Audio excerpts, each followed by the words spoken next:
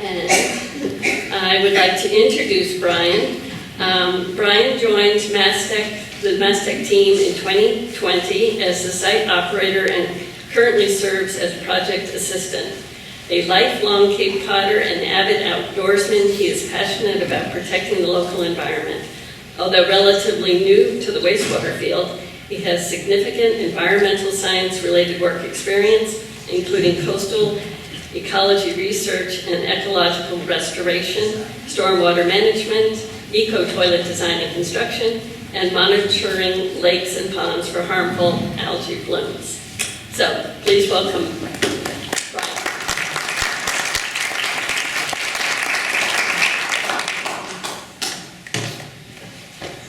Clicker here. All right. Well, thank you for having me, guys. I'm honored to be here in front of the Brewster Ponds Coalition. I was actually just talking with Marty Burke a little bit earlier here about when we first interacted, and so my previous position before I worked with the Septic System Test Center was working with APCC and working with the BPC here to set up the cyanobacteria monitoring program. So I was actually at this podium talking about cyanobacteria quite a few years ago now, I guess maybe 6 years ago or so. But I'm really happy to be back, and again, honored that you asked me to come talk about eco-toilets today. So I should mention that the Alternative Septic System Test Center is a division with the Barnstable County Department of Health and the Environment and Wastewater Division. So I'm a county employee working at the Septic System Test Center. The Septic System Test Center, just as it says in the name, is primarily focused on testing innovative alternative or IA septic systems. I think it's better to call them enhanced treatment or advanced treatment septic systems. But that's our primary focus, is looking at those nutrient managing septic systems. I actually came to the test center about 3.5 years ago now, and what got me there was my interest in eco-toilets, this idea that there might be a different way to do things that is beneficial to the environment, ways that we can save water, ways that we can recycle nutrients, and ways that we can preserve and protect both our ponds and our coastal water bodies. So I better dive into it here before I talk too long. So this is really the problem that we're facing, and I expect that most of you in this room are probably experts by now at the nutrient loading problem.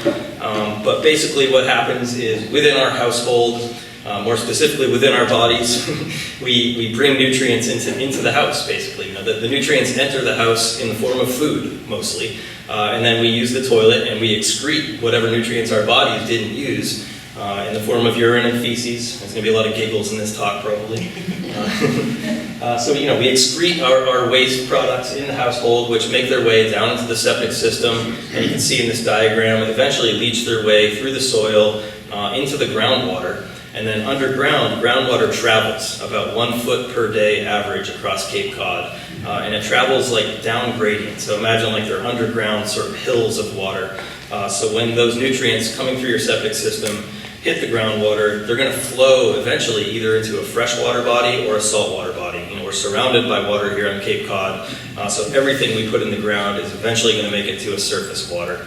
And the problem with that is that nitrogen and phosphorus, the nutrients that I'm talking about, are both fertilizers for natural water bodies. So the photo on the right behind me, this is showing Santuit Pond in Mashpee having a horrible, harmful cyanobacteria bloom.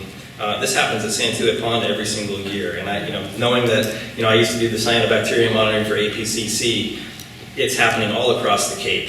Pretty much anywhere you look, you find problems, and we really think that the leading source, like 80 to 85% of the nutrients, are from these septic systems that are not adequately removing nutrients. So how do we manage that? Our natural resource managers have sort of divided up the Cape into individual watersheds. So it's a little bit of a busy map, but the black lines are the town borders, and the kind of darker green lines are the watershed borders. And so I have a whole Cape, and then I zoom in on Brewster on the map behind me. And basically what that just shows is that each one of these individual watersheds is an area where anything that enters the groundwater in that area is going to make it to one specific estuary. And these are embayment watersheds, to be specific. These are not freshwater pond watersheds. But you could make a similar map for all of the freshwater ponds on the Cape, where you could show the contributing areas, basically, the areas of land that will flow into those water bodies. So this is how we're trying to manage the nutrient problem, or the nutrients entering the environment from our septic systems, is on a watershed by watershed basis. So what we do is we try to set targets, or we call them TMDLs, or total maximum daily loads, which is the total amount of nutrients that any one of those particular watersheds can handle while still having good water quality. So we're trying to target it watershed by watershed. One of the ways that we try to address these nutrient pollution problems is through like environmental restoration or ecological restoration. And this is work that I've been involved in the past, like Susan mentioned. And this includes a wide variety of things that I'm not going to get into. This is not the topic of my talk today, but I just wanted to point out that there's sort of this in-environment approach where, and perhaps, eco-restoration of cranberry bogs, alum treatments in the pond, permeable reactive barriers. These are all different strategies to basically try to remove or, contain the nutrients once they've entered the environment. Personally, I think it's better to try to get the nutrients at a place before they've gotten this far. So that's kind of why I wanted to point that out. So once the nutrients are in the water, once they've entered a septic system, or once they've entered a septic tank, I guess I should say, there's basically two strategies for trying to remove those nutrients from the water. One is using municipal sewer systems. So some of the towns across the Cape are investing a lot of effort and money into extending their sewer networks. The town of Falmouth, for example, is one. The town of Barnstable is the other one. And then there's other towns down Cape here that are doing similar work. These systems basically send pipes out to all the different homes and try to bring all that wastewater to a central facility where they can then do certain processes and try to remove the nitrogen, remove the phosphorus, before then releasing that treated water back to the environment. The other approach is on-site septic systems. So I pointed out earlier that on-site septic systems are really the problem that has got us here, because they're basically just putting nutrient-polluted water back into the groundwater. But what we're working on at the test center is these innovative septic systems that remove those nutrients. So those are sort of the two, conventional strategies. And then the third strategy that I'm really here to talk about today is what if there were, another way that we could basically avoid polluting water in the first place. So this is sort of what I think is, the best approach from, an efficiency standpoint. It's this idea that we can pollute water in our toilet, flush it out to the environment, and then efficiently get those nutrients back out, to me, just doesn't make sense. So what if, we have this clean water source in our house, and we really don't need to use that to flush away our waste products. And that's what eco-toilets, I think, are all about. So they offer what I call a source control. Wastewater management in a treatment plant or in a septic system is after the water has been polluted, or ecological restoration in the pond or in the environment. Again, the water is already polluted, so we're doing a bunch more work to try to get it back to where it was. But using these systems like composting toilets, urine diverting toilets, and incinerating toilets basically allow us to do what we need to do on a daily basis to use the bathroom without using water, without polluting water. And I pointed out earlier that 80% of the nutrients entering the environment are from our wastewater source. So we could actually remove or eliminate 80% of the pollution simply by deploying different types of toilets in our bathrooms. A lot of people think like this is gross, there's going to be flies, it's going to smell bad. That's true of some eco-toilets. There are some composting toilets out there that don't work so well, that have flies, that smell bad, that you can see the pile of stuff sitting inside of them. But that's not all of them. And the field is really developing.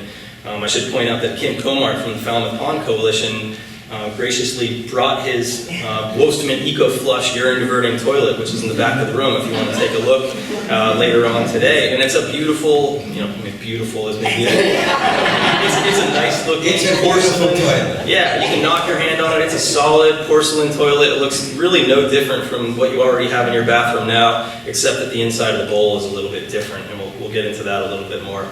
But so what I'm trying to say is there are newer, nicer toilets that I think are acceptable for the general public that are actually, and I mentioned on my second bullet point, can be more hygienic, because for like a composting toilet, for example, which has no water, basically just has a hole that goes down into a composting chamber, there's a fan running 24 hours a day that's aerating the chamber in the basement and blowing out through the roof of the house. And so any air that's in the bathroom is going to go right down that toilet. So there are actually way less odors using a composting toilet than there are using a water flush toilet. The other hygienic topic that I often hear people talking about is a toilet plume. And I'm not going to show you any pictures of that, but go home and Google a toilet plume at some point, and you'll be completely disgusted, and I guarantee you'll relocate your toothbrush. Using a water flush toilet puts a plume of aerosols, of toilet water into the air of your bathroom every single time it flushes. And it's much, much worse in commercial toilets. So, next time you use a bathroom toilet or a toilet at the airport, run. We gotta get out. You don't want to spend any time there. So these eco toilets can be more hygienic. They can really protect the environment. They can save tons of water. They can conserve energy, and they can allow us to recycle nutrients. And this, I should point out, this circular diagram on the side here, I need to give credit to the Rich Earth Institute. They're a nonprofit group out of Brattleboro, Vermont. And they've initiated this, what they call pee cycling program. So recycling pee, recycling urine, to try to close the food nutrient cycle. And the idea behind this actually ties to my last 2 bullet points too, that globally we use about 10% of global energy, 1, to dispose of nutrients through our wastewater treatment practices, and 2, to then extract those nutrients back out of the environment and make them into fertilizer. So it's a huge amount of global energy usage to get rid of something and then to get it back. And this idea with eco-toilets sort of solves that, stupidity, I guess, for lack of better words, that, we actually have these nutrients that we're throwing away, so we can find ways using these eco-toilets to close the loop and recycle them. And that's exactly what they've been doing in Vermont for about 10 years now, where they have community, what they call urine donors. So they have people that are collecting urine, either in formal composting or formal urine diverting toilets like we have in the back room, or using these kind of informal portable collection containers. And they're delivering it to a central urine depot. They have all this new terminology out there. So urine donors bring their pee to urine depots, where it then gets pasteurized, so it kills off any pathogens, and then it gets redistributed to farmers. In some cases, farmers are actually paying them for this money to offset for this urine to use as fertilizer. And so they're actually collecting urine, processing it, applying it to the farmland. So this is a real thing that's happening in Vermont. And we're really hopeful that we can get something like this going on the Cape, and I really think it would be to the benefit of all of us. So let's keep moving here. So some examples of sort of specific eco-toilet technologies. The first one here is a composting toilet. This is called the Phoenix system. This is one I've probably seen most commonly installed both in residences and in commercial and nonprofits around the Cape and beyond. This is developed by a company called Advanced Composting Systems. It's a self-contained unit, so basically that means that all of the waste, and I don't even like calling it waste anymore, I need to come up with a new word for that, the resource that is put into it, this thing actually has the capacity to hold it for at least 2 years. And I've often heard that people don't even have to do anything to these things for up to 7 or 8 years. So they have quite a large capacity. This is typically sited in the basement, so the blue bin with the black doors, typically in the basement, typically straight below the toilet. So usually there's just kind of a tube that goes straight down. There's no water, so it just allows the material to drop straight into the container. You need to add some bulking material, so usually there's a small container of wood shavings next to the toilet. So basically you do your business, you put a little handful of wood shavings in, and you're done. There's no flush. I mentioned there's no odor because there's a fan drawing air down. And you can see, based on the diagram on the right, that there's sort of these layers of material in there. So the most recent material piles on the top, then there's sort of subsequent layers below that are progressively going through the composting process. And by the time it gets to the bottom, it's finished compost. It's been thermophilically composted, so there's no pathogens. You can shovel it out, you can actually put it right in your garden. And this is actually included in the Massachusetts Title V regulations. The septic system regulations includes composting toilets, and this particular unit is actually allowed in Massachusetts right now. So it's a very interesting system, uses zero water, uses a little bit of energy to keep that fan running, but aside from that, it works very, very well. There's actually a video, I'm not going to show it, but it's called something like How Composting Toilets Can Save Cape Cod, and it highlights 2 composting toilet home users who are residential homeowners in Katuitt, where I live. Very, very fancy, multi-million-dollar houses with these in the basement. So it shows this isn't just for campsites and cottages. This can actually be used in very nice homes or anything in between. So a second composting toilet I want to show. This is a much smaller composting bin, but basically the same process as the Phoenix system I just showed. It's not the best diagram, but the sketch on the right there basically shows those two containers. If I have a pointer here or not. Let's see. Oh yeah. So this is the chamber that's in service underneath the toilet right there. And once that gets filled up, basically that gets dragged out and a new container gets put in. So these are only about 30-gallon containers. It's a little bit more hands-on, I think, than a lot of people would like to use, but I feel like I should show it because this works in a house that doesn't have a basement. So if you do have a house that doesn't have a basement and you don't have room for that larger Phoenix composting chamber, this is something that could be used in place of that. And we actually are in the process of getting one of these installed at the septic system test center. So within about a year or so, we're going to have a whole slew of different toilets there for people to come and check out. But it's a very nice system, I think. It has the same ventilation, so it has an active venting fan. So again, any odors or anything that's in the air in the bathroom is going to go right down that toilet bowl, so it should be less smelly than a traditional toilet. And it also has a leachate drain, so any of the liquids, the urines or other liquids that enter there can be dealt with separately. So that's called the Nature Loo system, and I think that's all I have to say on that one. So this next one, I'm kind of going more and more rustic as we go along the line here, so I feel like I have to show it, but this is the most rustic. Again, maybe more suitable for a cabin type of scenario. I know some of you have, lake houses and that you're only at seasonally. So this is, what I call a container-based system. Actually, the commercial name of it is the Lovable Loo. And there's a book that the developer of this wrote called the Humanure Handbook. So that may be a new term for you. Human manure. And so basically what this is a bucket, essentially, underneath a nice, wooden seat. And it has the container of wood chips next to it. So this allows you to do your business without using any water, without using any energy in this case. Again, the downside of this one is, again, it's more hands-on where, once your bucket fills up, you need to take it out and compost it actually in an external composting chamber. So there are quite a few people that use this. I know for a lot of people this is maybe crazy, but given the quality of our, the extent of our water quality problems on Cape Cod, I just think it's valuable for people to think about these kind of things, to know that there are options from, the very inexpensive and, the very simple, like zero points of failure, up to something sort of middle of the road, and then up to something that's, kind of the Cadillac of composting toilets, I guess. So that's composting toilets. Another option is something called an incinerating toilet. So rather than trying to compost the material and make this reusable material, this one basically allows you just to make it go away. It's a standalone toilet. There's no plumbing. There's no connection to anything in the basement. Everything happens inside that little white box behind me. Basically you do your business in there. Both urine and feces can go into it. It's connected to either propane or an electric power source. And you hit the button and the stuff burns, basically. And that tray comes out of the bottom and all it leaves is ash. So in this case, you don't get to recycle the nutrients like you would in a urine diverting or composting toilet, but it avoids polluting water completely. So very appealing for that.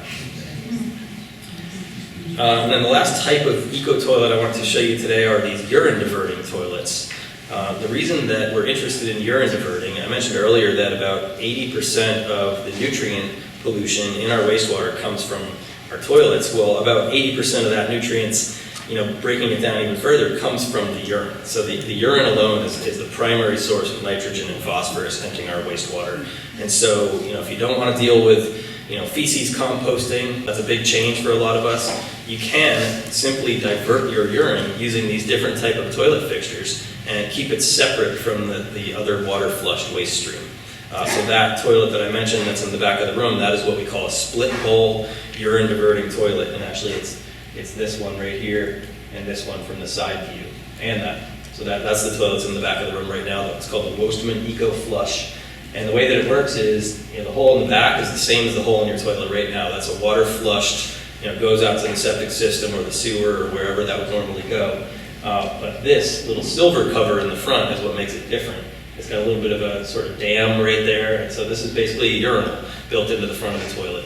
It does require users to sit down, so that's a little bit of a change for men for the most part. But what it does is, the regular waste or the feces go out the back, and then the urine goes out the front and goes to basically a tight tank, so a storage chamber. The storage chamber could either be located in the basement or underground out in the yard, and that would just have to be pumped out, once a year or however often it fills up. So, pretty simple, not a big user change, relatively inexpensive. I think the toilet itself is around $700, and then obviously you need to run about a 1-inch line into a storage tank, but not a huge investment to be able to basically divert 80% of the nutrients from your house out of your septic tank. Brian, just for Yep. information, Yep. so for me to install this toilet and the tank with an overflow from the urine tank to the septic system, in case the alarm doesn't go off or the septic hauler doesn't come, for me to install that, the tank, everything, is probably about $2,500. That's everything, the whole cost. Yeah, not bad compared to a sewer connection, which is $20,000 or so, or an innovative alternative septic system, which could be $50,000 or more. So I realize I'm getting close on my time here, so I'm going to pick it up a little bit. Those urine diverting toilets here that we're looking at are water flush, they're micro flush, so a small amount of water is used, which of course I'm an extremist, so I don't like that. I prefer the waterless toilets. So waterless urinals to me is like low-hanging fruit. Any of the public bathrooms, any school bathrooms, those water flush urinals should just be swapped out right away for just dry urinals and collect that urine, keep that separate from the water. The next one over is a urine diverting composting toilet, so you can do both at the same time. You can both do everything waterless basically with that one.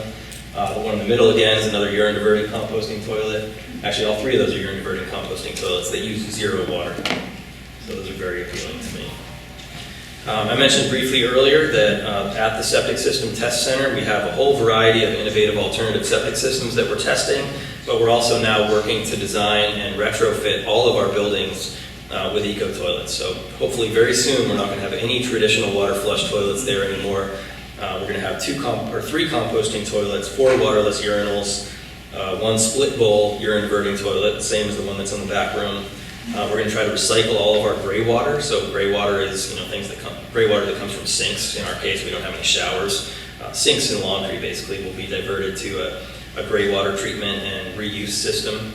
So we're trying to be as innovative and demonstrative as possible for sort of these alternative strategies. And we're trying to get to like net zero wastewater effluent so that we can demonstrate that for people. So keep in mind, if you don't get our newsletter, sign up for our newsletter and you'll be able to get the announcement when this stuff's ready to see. I'm way behind here, I'm sorry. Okay. Just give me one of these. So I just wanted to show a couple of basically research projects that were done related to these toilets. So in 2012, there was a project called the Falmouth Eco Toilet Project, where they basically tried to install a combination of different types of eco toilet technologies in homes in Falmouth. And really the key takeaway here is they ended up installing, I think, 11 composting toilet systems. I think that there was some data issues. People went away on vacation, new people moved in, so they ended up only getting really good data for 9 installations, but still a decent number to look at. And what's really exciting is it sort of confirmed our belief that by swapping out toilets, we could remove about 80 to 90% of the nutrients. And so in the bar chart to the right there, the yellow bars are the nitrogen load and the white bars are the phosphorus load. And so it was about 80 to 90% nitrogen and phosphorus removal using these toilets. And the way they figured that out is they sampled the septic tank water. So these systems still had traditional septic tanks. And so once they installed the composting units, they were able to continue sampling those septic tanks and see how much the nutrient load reduced, 80 to 90% reduction. So that's pretty exciting. Just last year, we at the Septic System Test Center worked with a nonprofit in Falmouth called the Green Center to look at how, basically how beneficial urine diversion could be.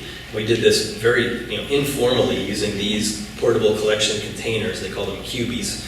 And what we did was we got 41 households to sign up and divert as much of their pee as they could for a period of 2 months. And so we had 41 households over 2 months. There's about 60 people involved total. And we measured the volume and the nutrient content collected. And that was just kind of the idea, was to see, how much pee can we collect and how much nutrients will be in that pee, and what would this look like if we scaled it up to larger scale. So over those 2 month period, we collected about 1,000 gallons of urine. It was an average of about 29 gallons per household, and so that just shows the 41 households across the bottom, and then the amount of urine collected in each household. So you can see there's quite a range from 10 gallons to 70 gallons. We came in second. I know Kim was up there, yeah. Kim was one of 2 people that needed a second barrel to store. So yeah, so I think we had really good participation. And so I was actually the lucky guy that got to go out and measure the depth of pee in each one of those storage containers, and then I mixed it up, stirred it all up. That was the worst part. And then I sampled it for nitrogen and phosphorus. I needed to mix it because the nutrients could settle out at the bottom. So I mixed it up. I sampled for total phosphorus and total nitrogen. We came up with some really impressive numbers, so that the average nitrogen concentration was over 7,000 milligrams per liter. That may not mean much to you, but if you compare it to average residential wastewater, that's about 50 milligrams per liter of total nitrogen. So this stuff is extremely concentrated fertilizer, basically, is what we confirmed there. Average phosphorus concentration was significantly lower at about 470 milligrams per liter. But again, to compare with residential wastewater, that's normally around 5 to 10 milligrams per liter in residential wastewater. So again, a very concentrated nutrient source in urine.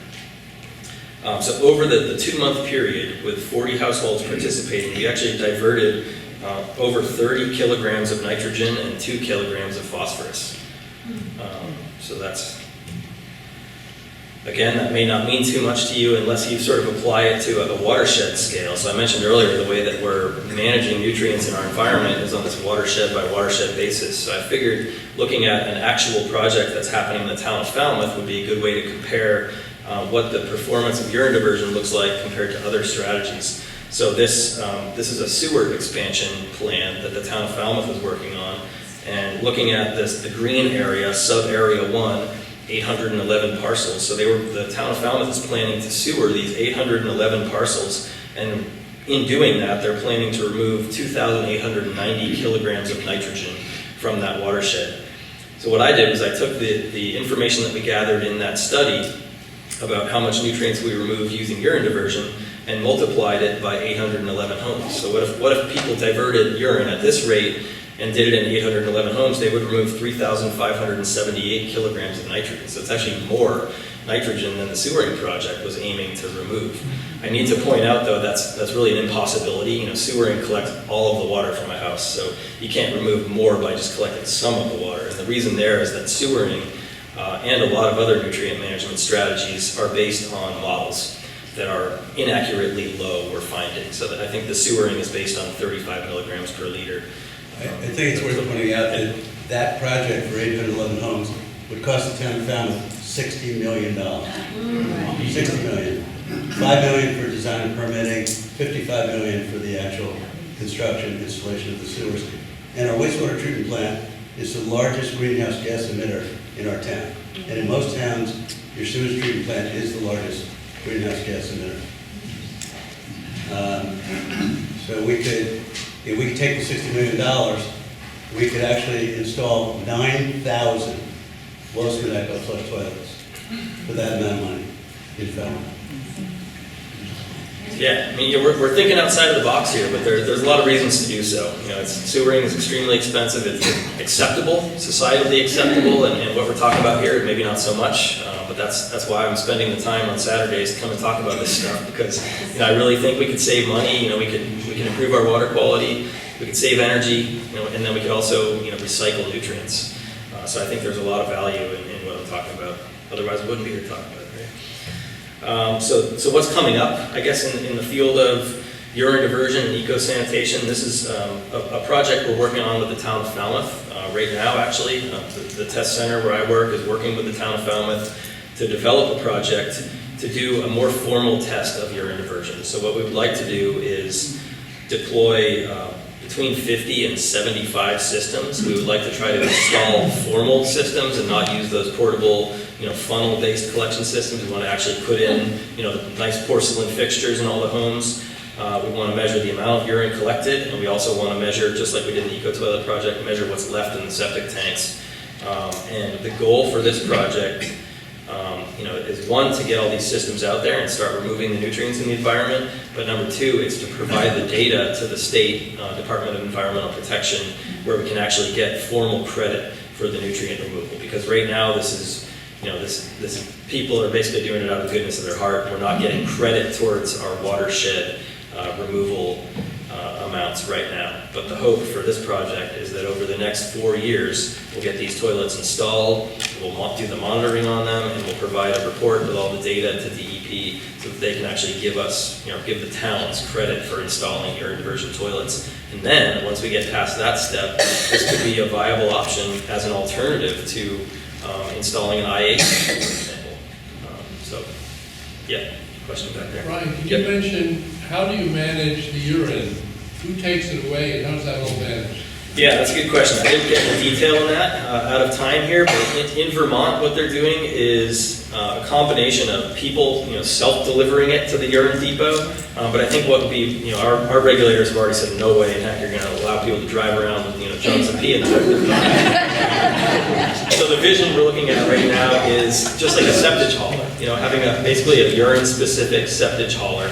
And they're already popping up. There's actually already one in Massachusetts. They just moved into the Quincy area, and they do mostly portable toilets, but they have a urine-specific pump truck that would go around. There's another guy in Falmouth that has a construction company, and he's like ready to start a business. And so I think there's a little bit of a chicken and egg situation where we need the toilets installed, we need them permitted, and then we need people that can service them. And that's why we have to do this sort of in a pilot project kind of strategy.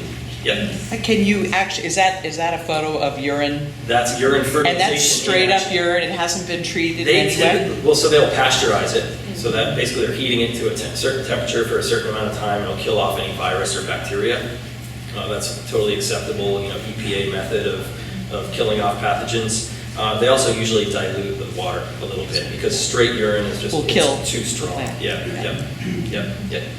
I just wanted to confirm what you said at the beginning, that on Cape Cod, wastewater travels through our soils at an average of a foot a day. Yeah. So 365 feet per year. And another quick question. Medications, the composting toilets and the pasteurizing of the urine. Yep. Does that break down medications? That's a good question. That is one of the concerns we've heard from regulators. I do think the composting process has the best shot at doing that. I don't have the data in front of me in terms of composting. The Rich Earth Institute in Vermont has done quite a bit of work on that. And while they did find, there are trace pharmaceuticals, of course, in urine. But what they found was that after processing, after applying as fertilizer, and then sampling the plants that were grown using the urine, the amount of pharmaceuticals taken up was so minuscule that they came up with some numbers. It was something like you'd have to eat like a pound of lettuce every day for 10,000 years to get the amount of acetaminophen as one Tylenol or something. So it's a very, very small amount, but it is a concern. My other answer to that too is that our current practices of using septic systems, all of those pharmaceuticals are going to our groundwater and then we're drinking them, right? So it's better than that, I think. Yeah. How do you clean these? I'm sorry, I couldn't quite hear. How do you clean them? The composting toilets or the urine diverting toilets? Any kind. I mean, Yeah, so there are spots that might crush compost. Yeah, so the composting toilets, a brush, but you really can't use harsh cleaners or anything like that.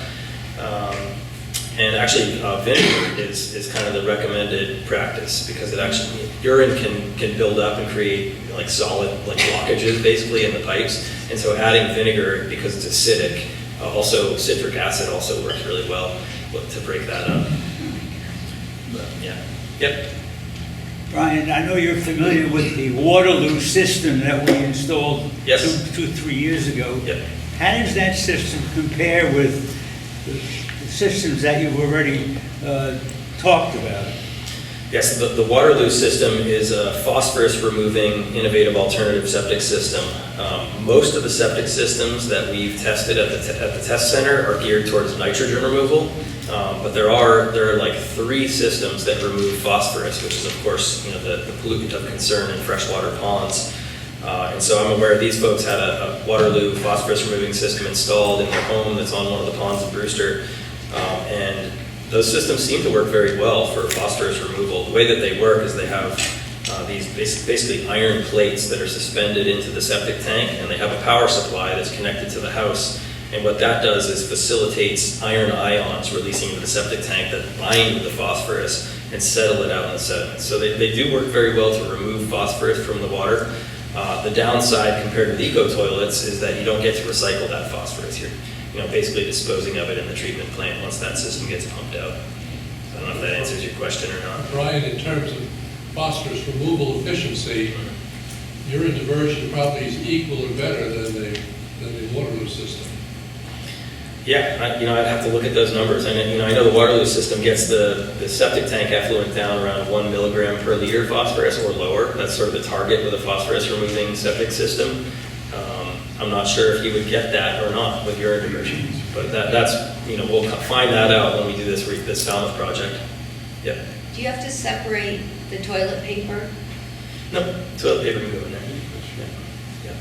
Although we have learned recently, I'm sure maybe you've all heard of PFAS, the forever chemical, which is causing big problems in the wastewater industry. Toilet paper we found is a source of PFAS in septic systems, and especially recycled toilet paper, because the recycling process doesn't get rid of it, so it actually concentrates it in the recycled paper. There are some toilet paper alternatives. I think some of the bamboo-based products do not have PFAS in them, but yeah, it's a scary world. Yeah. What approximate cost is the Phoenix system?